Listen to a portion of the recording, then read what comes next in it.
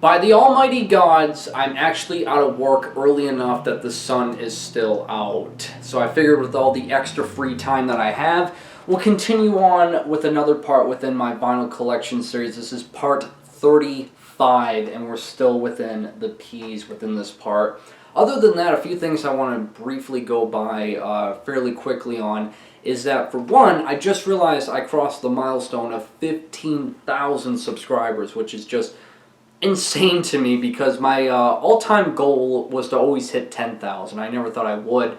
So I'm still processing the fact that my sub count is within the 5-digit mark. So again, this is nuts to me that it's this much of 15,000. So all of this is just extra to me, and I can't thank you guys enough that you would stick around long enough to get my sub count to this just insane number that I truly don't feel like at times it really deserves. But again, thank you all so much.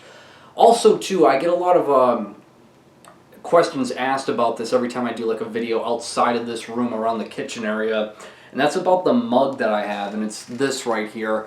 It's obviously a Lovecraft Cthulhu mug that I can't really tell you where you can get this because from the bottom of it, I can't even read what the logo is. It's a limited edition, and I got it at some vendor, I think at one of the Maryland Death Fests I went to, whether it was maybe 2015 or 16. Saw this and bought it up right away because it's a fucking work of art for a mug. So not to brag, but I know how opinions work, but factually speaking, this mug is superior to your mug. And the final thing to tell you guys about is what's going to be playing in the background, which is going to be Dungeon Serpent World of Sorrows. Nameless Grave Records finally put up the LP edition up on their web store to be purchased. I put the pre-order in months ago because I was so hyped for it. As I stated, it is my death metal album of 2021 that takes obvious influence from that of Argislint, My Galison, and Test and Balsam, and just takes that sound and velocity to this decade and easily death metal album of the year. And I'm very aware of other death metal albums that were put out last year, such as the new At the Gates and the new Carcass, but guys, honestly, the only person you're fooling is yourself if you're going to tell me for even a second that those two bands with their latest albums measures up to this. This album bulldozes over that shit easily, alright? Like, I know it's gonna bust a lot of balls, but it's the fucking truth, man, alright? Definitely check out Dungeon Serpent because we need more melodic death metal bands like this that are, you know, actually heavy. Back on the pathway we go to talking about all the albums within my vinyl collection. In the previous part, it stopped in the mid portion of my Peste Noire collection, and in this part we get to finish it up. So kicking it off is going to be the two-way split between Peste Noire and Diabsoquar. So yeah, this was one of the first ever albums I think I got that Peste Noire was a part of, because at the time it was still available on Aliquem, the distro and label ran by the members of Peste Noire. And yeah, I was surprised that this was still available because I thought this would be long gone sold out, so snagged up a copy immediately. And really this split is more of a collection piece. It's not really something I spent all that much. And that goes a lot with a lot of the splits that I own, because the Peste Noire side is just Dan's Minute, and this song is actually a part of the full length that was released the same year, La Chaise Diable. This song is on that album, so it's nothing really new. As for the Diabsoquar side, I've always stated that Diabsoquar is literally the musical representation of heroin. That's the best way to describe them. And it's just weird, demented, schizophrenic music. Like, I know they're labeled a black metal band, but they play around and experiment with just so many different styles and sounds that it's impossible to tell anyone exactly what Diabsoquar specifically is. But again, as I stated, it's more of a collection piece. It's not really something I spin all that much. But other than that, for the layout and packaging, I basically just showed you both front and back. It's just the size for each band. This LP does include an A2 poster, as well too a printed inner sleeve with lyrics on one side, additional artwork on the other side, and just on plain black vinyl. Then I have La Chaise Diable, which I bought up immediately when I saw that Aliquem put it up for sale, because I was so ecstatic to see that another full length by Peste Noire was on the LP format. Really all I need now is the 2 albums that came out previous to this on LP, and I'll be all set. But for the most part, Le Chais Diable, when it comes to the songwriting, the ambition and experimentation really takes, a back seat here compared to everything previous to it. And what really shines through is the folk instrumentation, because the album's a bit more laid back compared to everything else. And I think when it comes to the overall themes of this album, it has more to do with the rural life and backwood ends of France, the more traditional sense of the French culture is, I think, what they're kind of going for here. And because of that, it just comes off more traditional with its folk instrumentation, and even the black metal segments aren't as chaotic or just all over the place. It's definitely more laid back, but still has all the sounds and textures and transitions you would want with a Peste Noire record that I'm just such a sucker for, as you can kind of tell. But yeah, I would tell you some of the tracks to check out, but they're all in French, so I really can't tell you specifically what they are. Other than the intro track, I remember checking out what the translation was for it, and it really paints a picture for what the overall album's all about. It's just some guy waking up from his drunk sleep, wiping the jizz off of his hand and going right back to work with his farm life is supposedly how the intro kind of goes. And again, it paints a picture as to what they're trying to describe here with this album. Either way, I'm just happy that I have this because it's pretty hard to get, and that hopefully the other albums within their catalog gets more of an LP treatment. But as for the layout and packaging with this album, you have album artwork, backside with all the track listings. So the packaging comes with a few things, one being this patch right here, as well two these postal cards, one signed by Famine, and it's just this, I guess, of just more pictures and things to do with France, as well too a lyric sheet that's all crumpled up, as you can see right here, to give, I guess, I don't know, an older look to it, but yeah, all the lyric sheets come crumpled up and just comes on a standard plain black vinyl. And the final record that is Peste Noire related is going to be their latest album from last year. Yeah, for the most part, I enjoyed this album, but it's nothing I would recommend off the bat for newcomers, as all the ambition and experimentation that I enjoy about their previous works is not here. And it's more of like a continuation of Le Chais Diable, yet the folk instrumentation on this album isn't as ear-catching. To me, really, all this album is just Peste Noire going back to their standard sound, which, yeah, I'm a fan of, and I'm glad they did that, because obviously I would get this record. But, for standout features, the only thing I've noticed that's different from this, from everything else, is that the drumming and guitar riffs during the aggressive moments within this album have more of a punk edge to it to a certain degree. But other than that, it's just Peste Noire making it known that they're sticking to their roots, I guess, is really all I can say about it, and that's basically it. But yeah, just happy now that they're making good music again compared to their stinker that they released back in 2018. Anyway, other than that, it was put up through Aliquem. Not sure if it's still available, because how they stock their vinyl on their web store makes no fucking sense. So God knows whenever they're gonna restock, but that's the place to go if you want to get LP editions of this album. I know the CD variant, it came with cheese, which is so stupid. I get that you're doing the hooligan aspect, but really, cheese? That's the best you could come up with?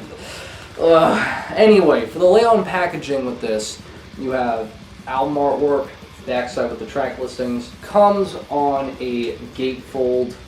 This also includes a lyric sheet booklet. It's all in French, as you would guess, so no luck with me kind of translating what it is. And all records just come on standard black vinyl. Up next is a two-way split between two black metal bands from Sri Lanka, out of all places. And it's a two-way split between Funeral and Heaven, and the other band's always so weird to pronounce. It's Plecto, Aliquem, Capite. Hopefully I'm saying that somewhat right. And yeah, both of these bands fucking kill on this split right here that never seen anyone ever talk about these two bands before. Surprisingly, Sri Lanka, for the small country that it is, the black metal scene within it has some heavy hitters, surprisingly, which is just something I would have expected until I discovered it. But the Funeral in Heaven side, for the most part, is like a blend of like black metal, death metal, doom metal, like that kind of sound, which is pretty heavy. But the Plecto Aliquem Capite side is just gnarly. The vocals within this band is just fucking insane and just all over the place. That it kind of reminds me of like a DSBM version of Anoma Throck, which definitely won me over. But yeah, definitely get invested within the black metal scene within Sri Lanka. It's small, but all the bands pack a hell of a punch. And you can get this through, I believe, Dunkelheit, which this is a label that surprisingly has a lot of good like war metal and black metal bands from just like these obscure countries that you wouldn't expect to release black metal. It's definitely another distro and label to get invested in. But yeah, really good stuff. As for the layout and packaging with this, you have album artwork, backside. This, however, comes on a gatefold with just more artwork and credits, and it's limited to 350 copies. I have 296, and just comes on a standard black vinyl. Sorry to tell you this, Jimmy from the block, but I actually have a few records by Pig Destroyer. This is Phantom Limb. I have 2 LP editions of it.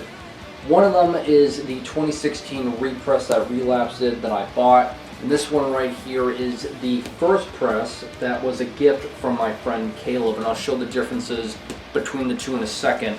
But yes, Phantom Limb by Pig Destroyer is my personal favorite album of theirs, which I feel like is so blasphemous to say, because the fan favorite seems to be either Prowler in the Yard or Terrorizer. I guess a huge reason as to why Phantom Limb is my personal favorite is that I discovered these guys really early within my extreme metal journey, as corny as that is to say. Because I remember listening to them a lot when I was in high school, and honestly, come to think of it now, I used to have a Pig Destroyer hoodie, and that was the first ever band hoodie I ever bought, and an ex-girlfriend stole that from me, and I never got it back, which I'm kind of a bit upset about, but whatever. But anyway, Phantom Limb is my personal favorite because it's just the one that I discovered from them. The first track I ever heard by them was Lonesome, and immediately I was hooked on their sound. But stylistically, from what I've noticed about Pig Destroyer, especially on Phantom Limb, is that they're not the pure grindcore sound. There's a bit of thrash metal utilized quite a bit throughout the album. Tracks on here like Rotten Yellow, Lonesome, the title track Phantom Limb, A Girl in the Slayer Jacket, and my personal favorite song, The Machete Twins. There's a lot of thrash metal utilized, and I don't know, I guess those riffs have always stuck with me all these years, and I don't know, I never got sick of this album. I've always enjoyed it still to this day. But yeah, Pig Destroyer I would never say is like one of the best within grindcore. They're just one of the most noticeable acts, because it seems like they get credited a lot for really starting up the grindcore scene within the United States, which is kind of odd that a lot of people say that, because there were a lot of grindcore bands previous to Pig Destroyer, like, you know, Brutal Truth and stuff of that. So I don't know why Pig Destroyer always seems to get the most credit compared to them. Either way, Phantom Limb has always been a favorite of mine, as I stated. But as for the layout and packaging with this is the 2016 repress, and same artwork obviously. It just comes with 2 bonus tracks, whereas the first press, again identical to it, doesn't come with those bonus tracks. As for the packaging differences, there's kind of a few little tweaks. With the 2016 repress, you have an insert sheet of the band members, whereas with the first press it's the same deal, the same setup, only it's the printed inner sleeve for the vinyl. The 2016 repress comes on this black and purple swirl merge, which looks really gnarly. And the first press right here is on crystal clear vinyl, which is really cool again because when it comes to Relapse and their clear LPs, it's all meant for the people who worked on the album. So it was never meant intentionally for the public. So it's quite the collector piece right here to own this. So again, Caleb, if you're watching this, thanks a ton, dude. Then I have their follow-up album, that being Book Burner, which honestly, for the most part, I really don't know why I still own this album because I'm not really crazy for it. I think I bought it up at Armageddon when I was just getting into vinyl, and just like every album that I knew that was on LP, I was like, whoa, that's on vinyl, I'm gonna buy it. It was kind of like my mentality for a few months, and I think that was the selling point for me, which is to why I bought this album, because other than that, I really can't tell you much about it other than the track on here, The Diplomat, has like a really gnarly music video of like just apes shooting each other. And that's about it, because one of these songs has the vocalist from Agoraphobic Nosebleed, which is not a good thing. I can't stand that fucking band. And that's about it, because really instrumentally, this sounds more like a really messy thrash metal album, and grindcore is just here and there. So, I don't know. Book Burner is just like... it feels like to me, really, this is where Pig Destroyer really just goes downhill, because I know the album that came out after this was quite the stinker, and it was barely even grindcore to begin with. So I don't know, this kind of just feels like, you know, the beginning of the end for the band with their overall approach when it comes to grindcore. So yeah, not sure why I still own this album for the most part. It's quite the disappointment. But whatever, I guess it's just really something that adds more weight to the shelves. Anyway, for the layout and packaging with this, you have album artwork, backside with all the track listings, and this LP edition comes on white. Next record is a real big change up from everything within this part, and that's going to be the Pirate Ship Quintet with their album Rope for No Hopers. This is a post-rock band from the UK. So, when I originally got into post-rock, I thought every band was just this beautiful aura of just, you know, melodies and sounds that were just so relaxing and beautiful. And over the years, I've come to just have a lot of boredom with the genre for the most part. And there's very few post-rock bands that I still keep my hands on with the vinyl that I bought from them. But the Pirate Ship Quintet is one of the very few that I will just not let go of. And even though their follow-up album that came out maybe 2 or 3 years ago, which was Transmitter, was quite the disappointment, Rope for No Hopers is gorgeous post-rock. It's not just, you know, the cliche sounds. It honestly sounds like an orchestra being played here, because everything just sounds so massive. It's eventful. It's not just all build up and just some little climax and then it ends. It just really sounds well written. It just sounds like an orchestra of a post-rock band. The violin segments within this are gorgeous. The guitar melodies, again, just feel livened up. And some of the drum patterns aren't just all cheap and background to it. It's just really, really well written, massive sounding post-rock that I would recommend really to anyone, even people who hate post-rock because of its cliches. This is definitely one of the little hidden gems within the genre that doesn't get enough attention. But yeah, got this on Discogs years ago, and that's really the only place I would say is really where it might be available, because I know this album was released, in 2014, so I doubt it would be on any of the labels or Bandcamps that it was originally put out on. Anyway, as for the layout and packaging, you have album artwork, backside, comes on a gatefold. Double LP that just come on printed in their sleeves. Both are just plain white and they're just standard black vinyl. Halfway within this part, and all that's left is all by just one band, which conveniently enough, I'll be able to showcase everything of theirs from beginning to end. So really this part is kind of like dedicated to my collection of that being Portal.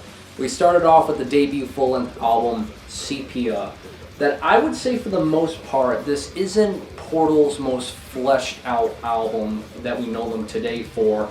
Really, I would categorize this under just raw death metal, where yeah, it's dismal and harsh, but the technical and experimental aspects that we know Portal for today really isn't here all that much. It would come out in the later albums following it.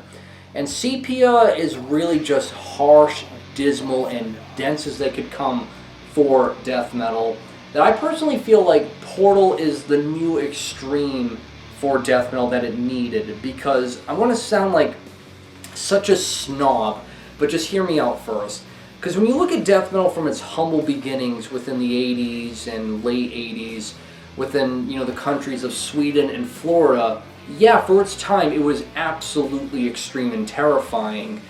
But when you look at the early 90s and the mid 90s, it kind of stagnated to an extent. The extreme velocity that you would want just kind of felt stale. It just didn't really feel like it had like that terrifying, extreme aspect to it. And I personally feel like where Portal comes into play, it's like the next step into expanding within the extreme sound. And because of that, I can understand why a lot of death metal fans that look for, the riff-oriented type of style within this extreme genre aren't really crazy for Portal all that much, because Portal isn't your conventional death metal band. They're really more focused on making you as discomforted as you could possibly be within death metal. That, again, I understand why people don't like it, but for me, it's just so fascinating that death metal can sound like this, where everything else is just kind of, not to be insulting, but just kind of stagnated in some aspects. Portal always wants to just push the envelope and just dig even deeper within just the abyss of this dissonant death metal sound that they've made all their own. And as I stated, Sepia is like the prototype, because it's just way more focused on being raw. And yeah, I can see why a lot of black metal fans like Portal for the most part, but I've always been a fan of them. Even though, funny enough that I say that, because when I originally discovered Portal, and that was around the time where Vexavoid came out, I was absolutely terrified of them. And it was because of the music video for the song they did that was Curtain. That music video still to this day terrifies me. But I remember going back into them, giving them another chance, and just loving it, because they really make you kind of discomforted when you really just pay attention to everything. And I think that's what gives them their own identity within just extreme metal itself. Along with the fact, too, their stage attire is just absolutely fucking ridiculous. And I was lucky enough to catch them live back in 2015, and it's quite the experience, to say the very least. But yeah, as for this album right here, you can still get it through Hell's Headbangers. I'm pretty sure is always keeping this in print. It's one of the 2015 represses that I got, and I'm glad that it's available, because for a while it was quite difficult to get. As for the layout and packaging, you have album artwork, backside with all the track listings, comes on a gatefold, and this LP edition comes on Oxblood. Then I have their sophomore full-length, that being Outre, which I've come to notice is kind of like the fan favorite for the most part from a lot of the people I've talked to about Portal. But I would understand that, because this is where they really stick the landing on the approach of the more technical and experimental aspect about them. That I would say it's really like Gorguts' Obscura, just infinitely more nauseating and more head-splitting. It's just a way more dismal version of Gorguts, is I'm pretty sure what they were kind of going for here. And just damn, everything else that they've released before and after this, it's quite the trip, to say the least. And I don't know, I guess it's just me being a fan, but Portal has really never made a bad album in my personal view. It's if it resonates with you one album, I feel like their whole discography will resonate with you, because again, they're going for that just very discomforting, just harsh, dismal sound, with giving you just no room to breathe or just recollect yourself. It's just always meant to just feel like, TV static of that of boulders is just rushing through your head, basically. It's what Portal is trying to do, and it is just nightmare fuel in the most entertaining way possible, if that makes any sense. But yeah, again, another Hell's Headbangers repress from 2015 that I snapped up right away. And like always, I'm pretty sure they keep all this stuff readily in print. So go to Hell's Headbangers if you want to get some Portal LPs. As for the layout and packaging, however, the album artwork for the vinyl is a bit different from the CD. So you have album artwork, backside with all the track listings, comes on a gatefold, and this is the album artwork for the CD variant. And just like the previous LP I showed, this variant comes on Oxblood. And of course, I have my personal favorite of theirs, that being Swarth. This was in multiple lists as one of my favorite death metal albums of all time, and one of my favorite albums in general within music. To me, this is death metal done in the most demented and nightmarish ways possible when going down this route of more of like the dismal experimental regions within the genre, because my God, they nailed everything on this album. It's just more heavy, it's more experimental, it's weird, it's wild, it's unsettling, it's just everything I love about Portal done to Cloud9 with their just style and approach with it, that I feel like this is like the be-all end-all Portal album to check out if you want to get into these guys. The song on here, The Sway, God damn, that song is so unsettling yet derailing sounding. I love it. That just shit, man, I can't get enough of this album. It was definitely one that I purchased up immediately, again, when Hell's Headbangers was repressing their whole catalog. As I stated, this is the album to check out of theirs. Other than that, again, as I stated, go to Hell's Headbangers if you want to get LP editions of anything Portal related, other than their later era, which I'm pretty sure Profound Lore has the rest of their catalog. As for the layout and packaging with this, it's absolutely top notch and I love it. So obviously you have album artwork, backside with all the track listings. This comes on a gatefold. It also includes a booklet of just lyrics and more imagery and photography in the mid portions of it, which is really cool. Double LP, both come on printed inner sleeves, so you have side 1 and 2, along with side 3 and 4. This LP edition is on Swamp Green LP, and side D, as I almost dropped it, thank God I didn't, comes with this etching of just all like this cosmic type of looking shit, which is really cool. And I'm pretty sure this LP edition is actually still available on Hell's Headbangers, so I'm not really sure what it's limited to. Then I have their fourth full-length album, that being Vexavoid, the first ever album I heard by them, because around this time I got into them was the time that Vexavoid was released, and I was absolutely terrified of it, but come to just fall head over heels for their sound, that I've just come to overindulge a bit with them. But overall, I would say Vexavoid, for the most part, is, honestly, I would label it as my least favorite within their catalog, because it just feels so middle of the road for them. It's not as harsh or as dismal as everything that came out previous from it, but it's not as heavy as the albums that would come out after it, like Ion and Avow and stuff like that. So Vexavoid just always felt like middle of the road for them. That it's definitely not their best, but me being a fanboy, as you can clearly see from this part, I enjoy it for the most part. Again, the track on here, Curtain, the music video just fucking terrifies me. But yeah, overall really good stuff. Pretty sure Profound Lore has done an additional repress for it, so go there if you want to get Vexavoid on the LP format.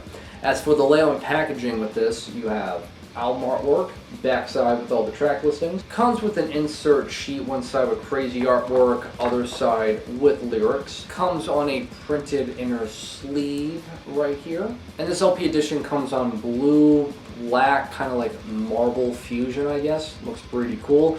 Limited to 300 copies. Then I had the two-way split between Portal and Rites of Thy Degringolade.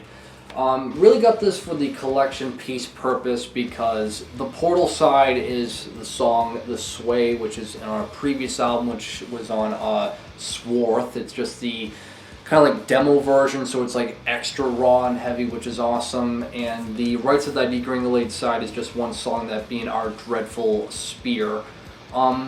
Yeah, as I stated, it's a collection piece purpose because it's just only it's only just two songs altogether. Rites of Thy Degringolade, really good band from Canada that blends black metal and death metal, but it has more of like an old school death metal approach with it, which is just overall really solid. The one thing I just can't get over is the layout and packaging just feels like half-ass. Like, for one, the Portal logo is right down here. Why is it cut in half? And then why is it when I turn it back, this is upside down, so I needed to do it like this to do it correctly. So, I don't know, just really odd layout and packaging within this LP, but yeah, other than that, it does include an insert sheet with lyrics on each side. And this LP edition comes on brown, limited to 500 copies. Up next is the 5th full-length album by Portal, that being Ion. So I'm holding this correctly as the spine is over here, but you're supposed to hold it like this, which I just find to be really odd, the packaging and layout for it, because when you open it up all together, it's going to have obviously the whole artwork like that lightning bolt.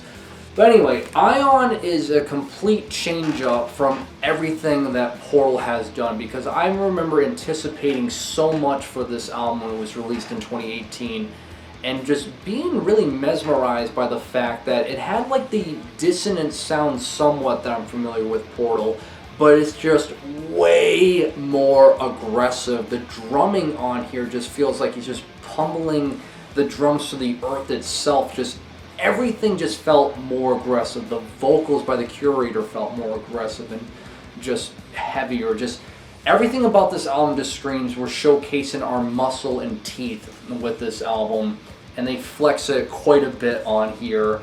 That I've noticed that a lot of people that weren't a fan of Portal from everything previous from it found a lot of just overall enjoyment with it, because again, as I stated, the aggression and the death metal aspect that you look for within the style is just beefed up tremendously on here. But other than that, yeah, that's really the standout feature within this album. As for the layout and packaging, I just showcased that you have to hold it a little bit differently, but this LP edition is really neat, which I'll showcase in a second.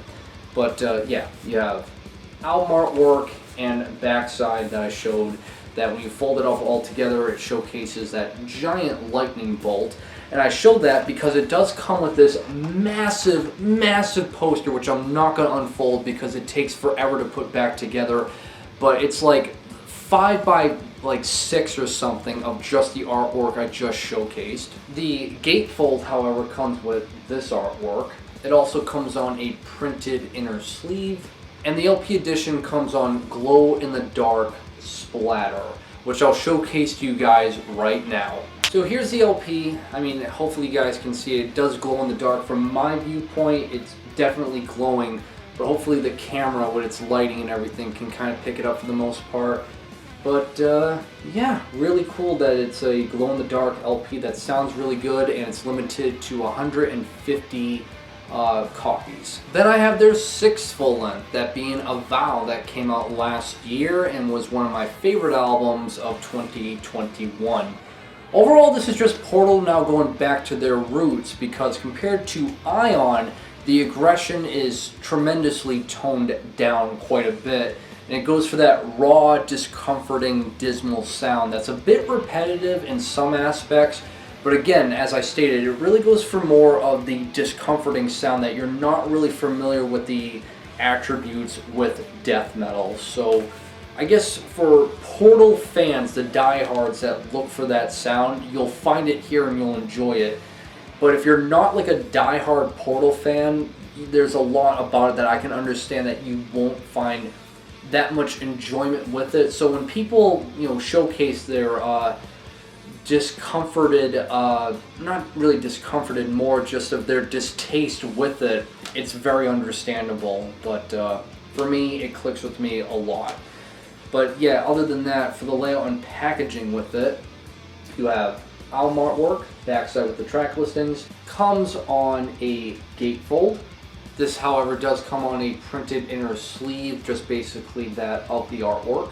And this LP edition I got comes on green swamp swirl black, I guess, limited to 150 copies. And the last record for this vinyl collection part is going to be Portal one more time with Hag Bulbia. This is like their dark ambient side album that would be a continuation to that of Avow. One thing I do need to correct that a lot of people kind of misheard or misconcepted with it is that this is not meant to be played with Avow. I think from what people have told me and I've noticed that Profound Lore made it a joke that when both albums were released that they jokingly said play them both at once, and I think a lot of people took that literally. I did as well, and they're not meant to be played both at once, because I remember Portal on their Facebook just really made it straight with everyone that that was just a joke that everyone took too literally. But anyway, Hag Bulbia is just dark ambient noise in the way of that of Portal. It's very dense and dismal, just not really in the style of death metal, but in the style of dark ambient. So if that sounds appealing, I mean, definitely check this out. As well, too, I do have the box set version of this album, Hag Bulbia, here, which I'll showcase that in another, not really part, but I'll do a video separate of all the box sets that you see right here. I'll do a separate video showcasing all of that one day. But for now, this Lady Gaga record's going to take its place. But yeah, Hag Bulbia, dark ambient music done by Portal, which is pretty cool to say the really least. But anyway, for the layout and packaging with this, you have album artwork, backside, comes on a gatefold. This is on a printed inner sleeve. Love that picture of the curator. That's absolutely terrifying. And the other side of it with just more credits. And this LP edition comes on standard black vinyl. As I stated, Avow, Hag Bulbia, Vexavoid, and Ion. I'm pretty sure you can get all of those albums on vinyl on Profound Lore in their merch table. Alright guys, that'll do it for this vinyl collection part. Like always, links provided to everything I talked about will be in the description below, and that is that. So like always guys, make sure you guys drink plenty of water to stay hydrated, and have a great day.